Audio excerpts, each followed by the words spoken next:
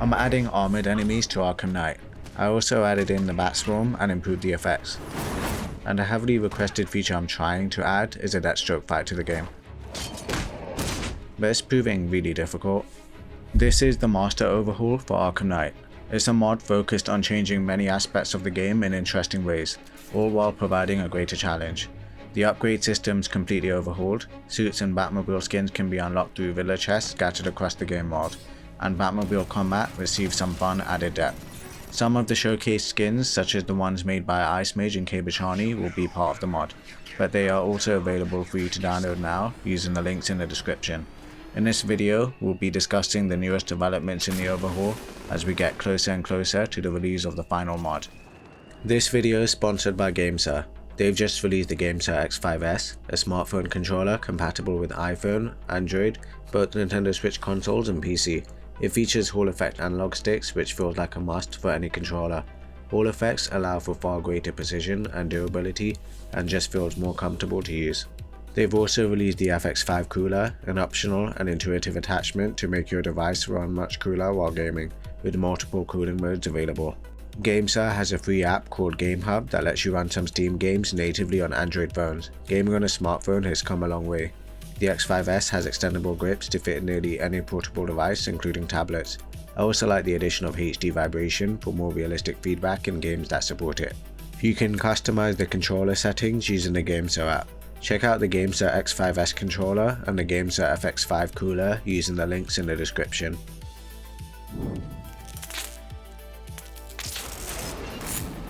Damn it, he's here! Open the door! Open the door! Now, let's provide some context for this project. We've already released difficulty mods for Asylum, City and Origins.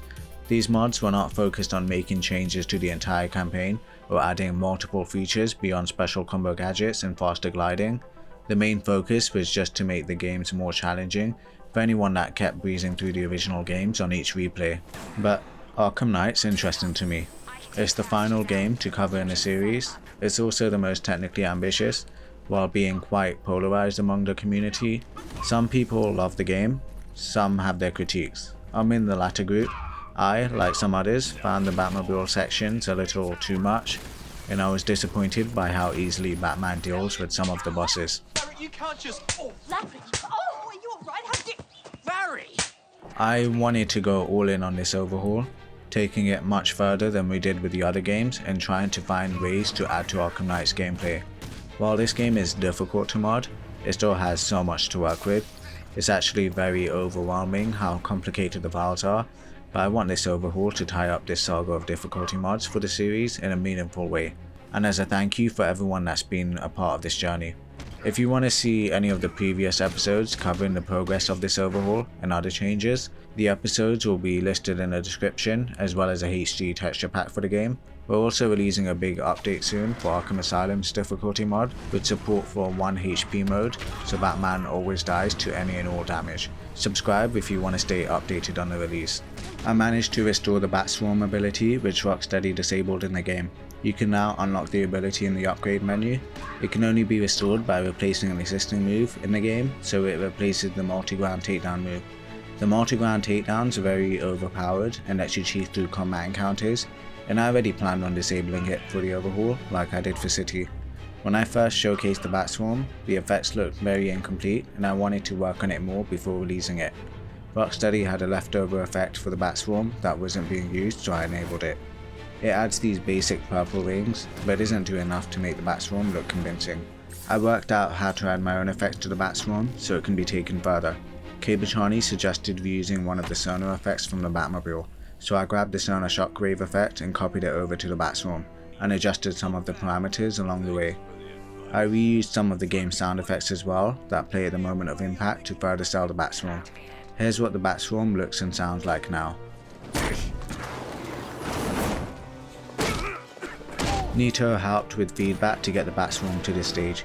We're still looking for a bass heavy sound we can layer in, just to give it a little more impact. The Batswarm will be available as a standalone mod, and will be part of the Master Overhaul. Let's go over the Batmobile aspect of the game. There'll be 2 versions of the overhaul, a pro Batmobile version focused on making Batmobile sections more challenging for those who like it, and an anti-Batmobile version focused on making Batmobile sections easier and faster to progress. Some of the enemy vehicles will be removed to reduce tank fights in the anti-Batmobile version. The Batmobile winch will be faster to use instead of slowing the Batmobile down. Even the forensic scanner will have a longer range so you can quickly progress sections requiring it. In both versions of the Overhaul, you'll be able to unlock Batmobile skins by looking for Riddler chests in the game world. I still need to sort out the designs for the Riddler chest. Kbachani's Telltale Batmobile and the Batman 2022 Batmobile are both unlockable. Both skins have full support for battle mode. I'm working on custom Batmobile skins as well to complement the gold and silver Batsuits. In the Pro Batmobile version of the game, enemy tanks shoot you much faster and they do far more damage.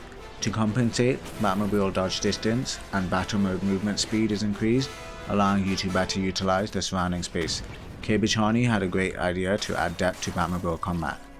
It turns out you can edit each Batmobile skin to have its own unique stats. For example, one Batmobile can have faster reload times, another Batmobile can have an increased EMP duration. We can even have a Batmobile equipped with additional missiles for the missile barrage ability. Users will be able to scroll through and view the Batmobile stat changes for each skin in the showcase menu. Now, we don't want to create an imbalance and have any Batmobile skins that stand out as the very best and most powerful option. We need to strike a balance where each change is noticeable, but never makes any one Batmobile overpowered. We also don't want to make any Batmobile faster at driving, as that would become the only Batmobile everyone uses for racing sections. The base changes for all Batmobile skins include 15% faster battle mode movement and 25% higher dodge distance. The default Batmobile skin won't receive any bonus stats for users who want a reference point, and also just to get an initial grip with the changes made to Batmobile combat. The current list of Batmobile stat changes we're thinking of for the other skins are extra missile barrage for level 3 and level 4 only for the Jokermobile. The Jokermobile will shoot an extra missile if you use the missile barrage ability with the level 3 or level 4 gauges filled up. 20% faster drone hacking time for the Telltale Batmobile. Drone hacking is a slow process, especially at level 1 and level 2, but the Telltale Batmobile is faster at switching the drone's allegiance to your side. 20% increased EMP range and 15% longer EMP duration for the Batman 2022 Batmobile. The EMP ability can create valuable space in tight situations by temporarily disabling enemy drones. Greater scanning proficiency for the Riddler themed Batmobile, which means increased scan distance and a wider scanning angle, making it easier to locate enemies behind obstacles for more tactical play. The gold and silver Batmobiles will each come in 2 cosmetic variants, one that is solid gold or solid silver, and a variant that instead opts for gold or silver accents. The designs are incomplete and are still being worked on. The silver Batmobile has a 7% faster firing rate for the heavy cannon, making it faster at dispatching armored drones. The gold Batmobile has a 5% increased dodge distance and 5% faster battle mode movement speed for players who want to prioritize speed and agility in battle. This still leaves the Mark II Rocksteady 1970s and Robin Batmobiles to work out stat changes for. We can maybe make the chain gun more accurate for one of the skins. I should mention Kbachani helped me get some of the stat changes working for the Batmobiles. I think this is a great way to add depth to the Batmobile gameplay loop and make it more exciting. Let me know which stat change you're most excited to use. I was surprised at how little damage Cobra tanks do in the vanilla game. It takes many shots for a Cobra tank to take you out, and it's easy for them to lose you. Let's make them more dangerous. They can now hear you from a greater distance and will just have an easier time finding you. They also do more damage and really lock onto you. Yeah, they are scary to deal with now.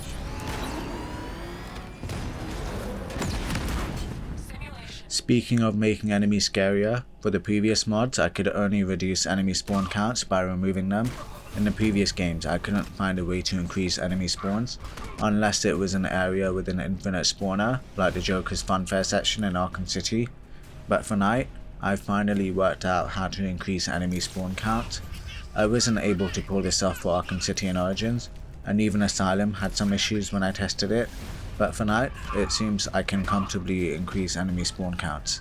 It's a long and complicated process to add even a single enemy, having to specify a spawn point for the added enemy and adding a bunch of links to it so the game knows to even spawn it, but it does work for combat encounters. I have yet to test increasing enemy spawns in Predator encounters, but I think that will be harder to get working as I believe each added spawn has to have a specified path it follows. You're probably wondering if I can add bosses and enemies. Well, it's a bit of a long story, but for good reason. If you've never modded these games, or modded any games before, you might be thinking it's easy enough for a modder to add fun bosses and do whatever they want with the bosses they add, and that's just a lack of creativity holding them back. We should just go all in and make the game insane. Let me tell you right now, with Arkham Knight it is not that simple. You can never really add anything new as far as gameplay goes. You're stuck reusing the game's existing settings and trying to be creative within the confines of the game. With the Batmobile ability, the files were already there. I didn't create the ability, I just found a way to restore the ability and then tried polishing it further. If I want to add a boss fight, I'm stuck reusing enemies that already exist in the game. There's also an unbelievably annoying limitation with the game that I will get into soon. So if I want to try add custom bosses and enemies, I have to reuse an existing enemy and customize its values where possible to make it somewhat different. Enemies have a list of supported properties you can set to true or false. For example, they have a property named can take freeze hit, which determines if the freeze grenade works against a particular enemy or not. If I leave can take freeze hit to true, the freeze grenade will freeze that enemy. But if I set can take freeze hit to false, the enemy no longer gets frozen by freeze grenades. There's also a property for beatdowns, so you can choose if the beatdown ability works against an enemy. Kbachani, who continues to be a great help, he explained how to edit these true and false properties very clearly for me. There's even a property to enable armored mode on an enemy, and armored enemies are missing in Night. I've picked medic enemies and combat encounters to be the armored enemies, as I couldn't apply it to newly added and custom enemies. The game also interestingly has a leftover armored enemy model, just the model, not the enemy values or class itself. I grabbed the armor from this model and combined it with a medic enemy as a placeholder. This won't be the final look, we need to make it look more convincing and intimidating, but we're getting there. Medic enemies in combat encounters and predator encounters are actually two different enemies, and the armored medics will only be for the combat versions. For predator encounters, enabling armored mode on enemies doesn't stop silent takedowns from working for some reason, so I've left it as is. It was a bit of a process to even add armored enemies, but we finally have it working. And to make them even more difficult, I've made them immune to the rat gun, so you can't spam them like you could in Arkham City. So, what about Deathstroke? Everyone hates his boss fight, you just take him out in a quick cutscene in a base game. This one moment still haunts some players. A Deathstroke fight has been a highly requested addition for the mod. Everyone wants to see a decent Deathstroke boss fight, but the possibilities are very limited when it comes to modding Arkham Knight. Some have even asked about porting his Origins boss fight over to Night, which isn't possible. I did run through some tests trying to see what's feasible with Deathstroke. I should clarify, I wouldn't actually add his boss fight to this challenge map. This place is just a test bed so I can experiment with his encounter. I used the ninja enemy as a base for Deathstroke. It seemed like the most fitting enemy since it uses a sword. Some have suggested using raised ninjas as a base, but I can't really move the raised ninjas around to different areas of the game, which also means I can't make raised ninjas a regular part of the campaign, but I can still use regular ninjas as a base and I can adjust some of the animations. But there's one massive limitation, maybe two. I cannot adjust his health. He's stuck sharing the same health value as regular ninjas. This is where it gets really annoying and where the limitation with this boss becomes super apparent. I've talked to different modders, no one knows a way around this issue. I can change the health values, but the game keeps overriding it. It's a shame because I can freely change Batman's health and even make him have 1 HP and the game will accept it.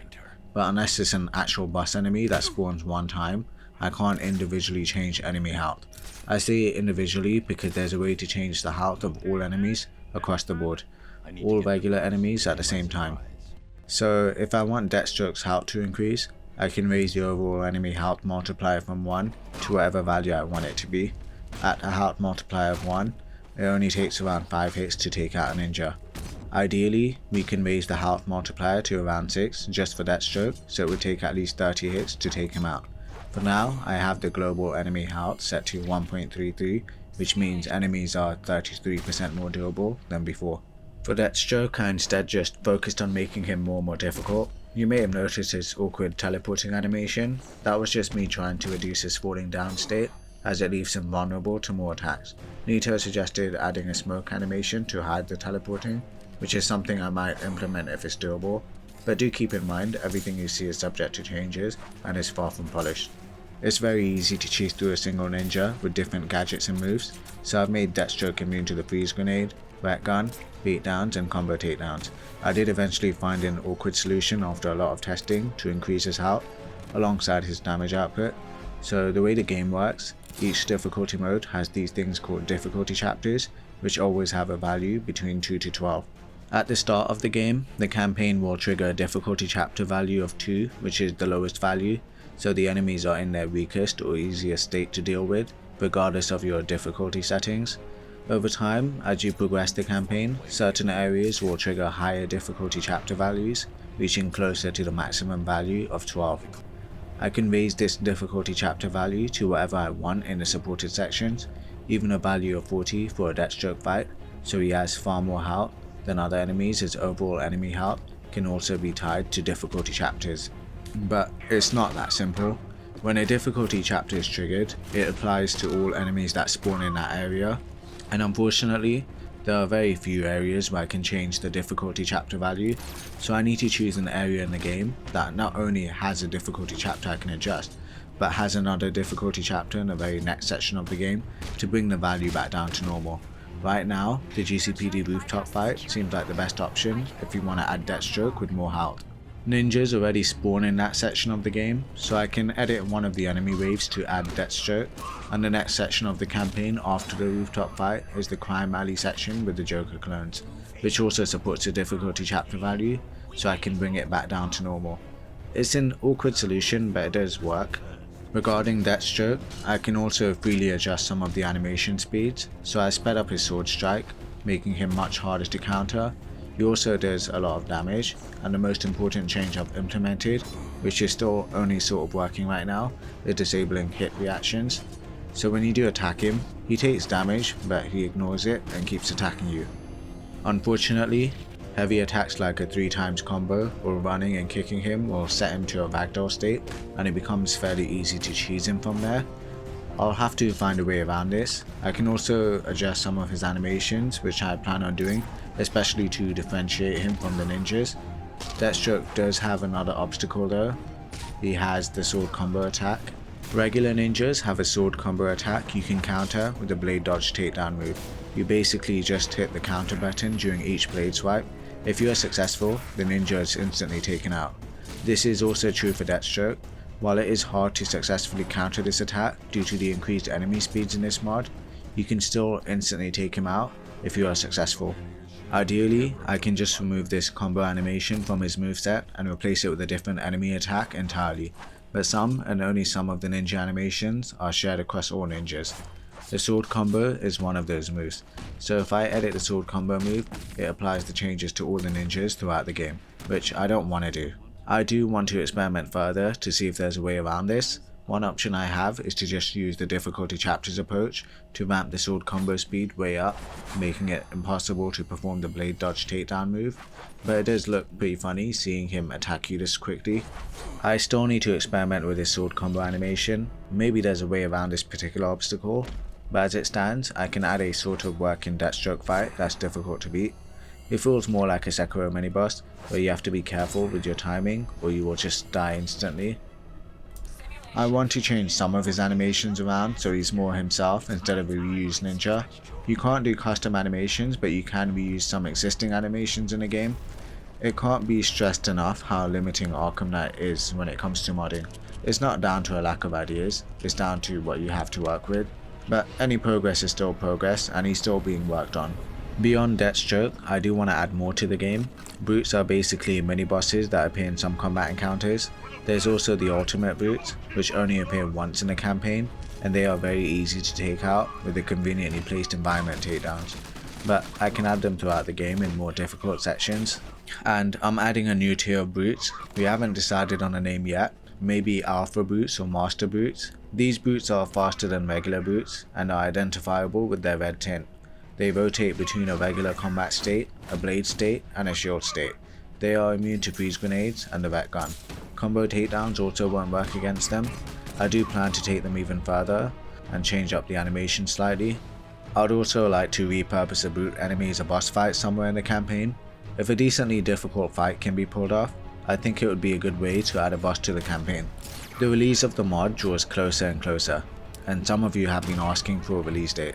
What's stopping us from having a clear release window is all the testing that will be required, mainly having to thoroughly test both the Pro and anti-Batmobile versions of the Overhaul, as we want to ensure a smooth experience. But we're hard at work and I'm confident the next video will announce the release date. Let me know which feature you're looking forward to the most with the Master Overhaul. The previous episodes covering the Overhaul's development are all listed in the description.